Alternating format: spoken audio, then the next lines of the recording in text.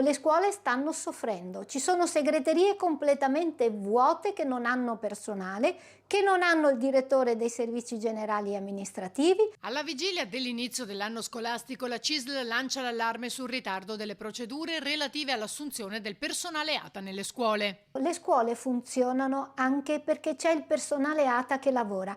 Mi riferisco al personale collaboratore scolastico, mi riferisco al personale assistente di segreteria, agli assistenti tecnici di laboratorio, ai cuochi lì dove ci sono le scuole che hanno, ecco, l'alberghiero, mi riferisco ai direttori dei servizi generali e amministrativi, ai DSGA. Il personale che ha potuto regolarmente prendere servizio il 2 settembre, segnala il sindacato, è di 185 unità, un numero del tutto insufficiente, dicono, rispetto ai posti vacanti in Veneto. Siamo davvero molto preoccupati come CISL-Scuola per i ritardi, per i gravissimi ritardi dell'amministrazione quest'anno. Sembra che il Ministero, ecco, non conosca le date del calendario scolastico.